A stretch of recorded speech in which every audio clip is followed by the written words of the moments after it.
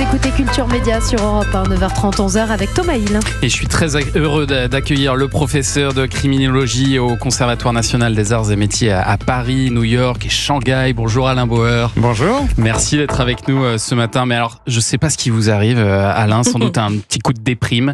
Mais alors, ce matin, vous venez pas nous présenter un livre qui parle de meurtre, de serial killer, de faits divers sanguinolents, non ? Vous vous êtes intéressé aux héros et héroïnes pas si ordinaires.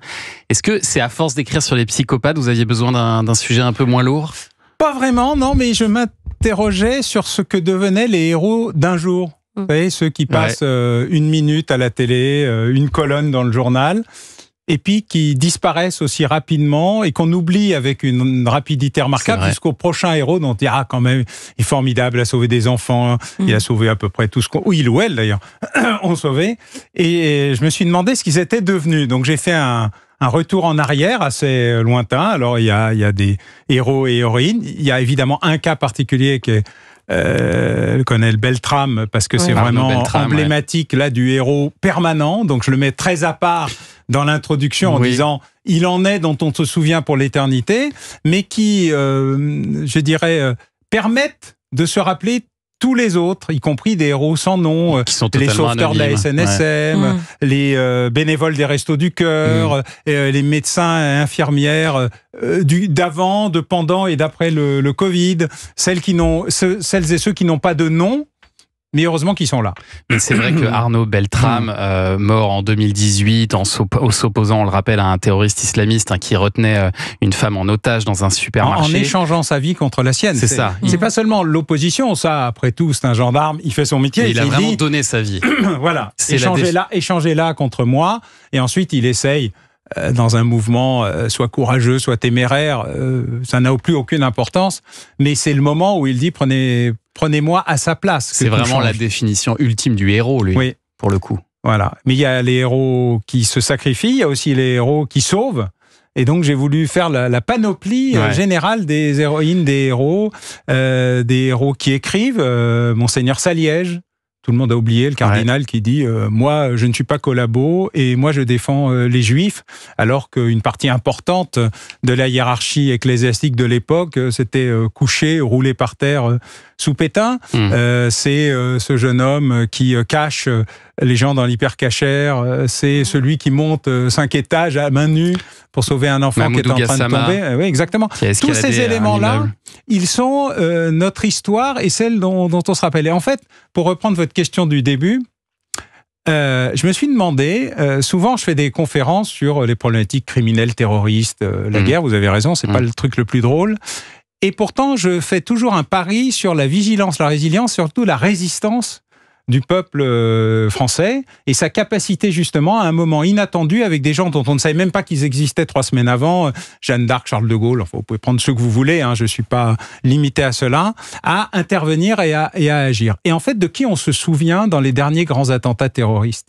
Du jeune homme à la moto, à la Vespa, qui pousse le camion fou à Nice et qui sauve des dizaines de vies. De la femme au parasol, qui se bat contre un terroriste armé devant, je ne sais plus si c'est la gare à Lyon ou à Marseille, de cet homme qui sort de sa porte cochère alors que ça tire partout devant le Bataclan pour tirer des gens et les sauver. Et je me suis dit, en fait... d'Henri d'Anselme aussi, d'Henri d'Anselme avec le sac à dos, qui est Annecy, qui a affronté un agresseur avec un couteau. C'est vrai qu'on connaît peu leur nom. Le long du lac. Donc, tous ces éléments-là, ils nous marquent. Certains restent dans nos mémoires, d'autres restent sans nom. J'ai voulu leur redonner un nom. Et moi, ce qui me fascine, c'est qu'est-ce qui fait qu'on est ou non un héros ? Comment est-ce que, face à des circonstances exceptionnelles, on va se révéler comme un héros ? Pour prendre l'exemple d'Henri d'Anselme, lui, est-ce que c'est parce que il a été élevé dans le scoutisme, il a des aïeux généraux de corps d'armée ? Est-ce qu'on peut dire d'une certaine manière que l'héroïsme, ça se transmet ? Alors, je crains que non, car on a autant d'exemples de lâcheté dans les lignées que de révélations chez les lâches. Donc, on ne peut pas dire ça. Non, je crois qu'il y a un moment où il se produit quelque chose chez des gens dont on ne pourrait rien imaginer. Regardez, l'homme qui est devant le char chinois place Tiananmen, qui fait ses courses, qui est avec son cabas, et qui décide, nul ne sait pourquoi, de bloquer cette colonne de chars qui aurait pu l'écraser, et qui provoque chez le conducteur de char une espèce d'impossibilité quasiment psychologique à avancer. Donc le char tourne à gauche, l'homme avance à gauche, le char tourne à droite, l'homme avance à droite, mais il reste fixé devant ce char jusqu'au moment où d'autres sont venus libérer la colonne. Qu'est-ce qui a provoqué ce moment-là?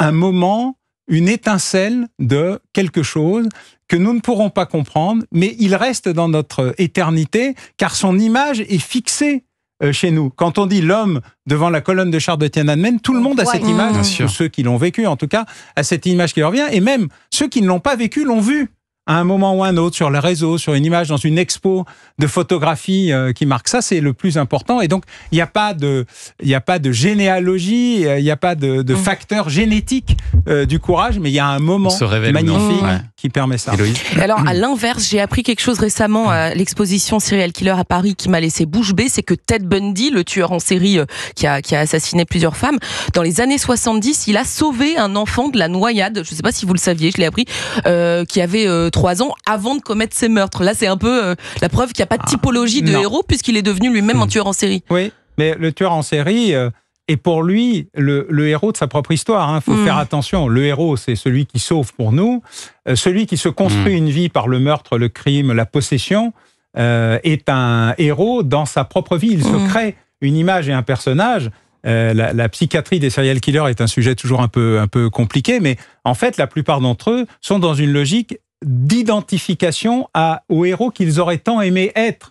Alors certains le font en sauvant, malheureusement, d'autres sont des héros noirs, maléfiques, et donc eux, ni ordinaires, ni extraordinaires, juste liés à leur propre vision de ce qu'ils pourraient être. Moi, j'ai préféré, évidemment, mettre en avant les autres. C'est un feel-good book. C'est pour se sentir mieux dans un univers qui n'est pas très drôle, qui est même en partie tragique, dont les circonstances extérieures et intérieures en matière de sécurité, de guerre, bref, notre ordinaire, nous allons de crise en crise sans qu'aucune ne se termine. De temps en temps, il faut se sentir un peu bien, et cette idée-là, ça a été de remettre en avant tous ceux qui nous ont permis, à un moment, une journée, une minute, devant la télé, à la radio, de nous sentir mieux. Enfin, on se pose la question en lisant le livre de ce qu'on serait capable de faire quand même. À chaque histoire, on se dit, est-ce que moi, j'aurais été capable de monter, sauver un enfant des flammes? C'est parce qu'ils ne se sont pas posé la question qu'ils l'ont fait. Et donc, vous pourriez être étonné de la manière dont vous pourriez réagir. En général, on réagit en matière de crise par une sorte de moment de sidération, toujours. Et puis, il y a un réflexe qui est la fuite, la peur ou l'action. Tout le monde a peur, contrairement à ce qu'on imagine. Mais c'est ceux qui domestiquent leur peur qui arrivent à agir. 120 histoires de solidarité et de courage. Héros et héroïnes pas si ordinaires. C'est le livre d'Alain Bauer. On va continuer à en parler. Et puis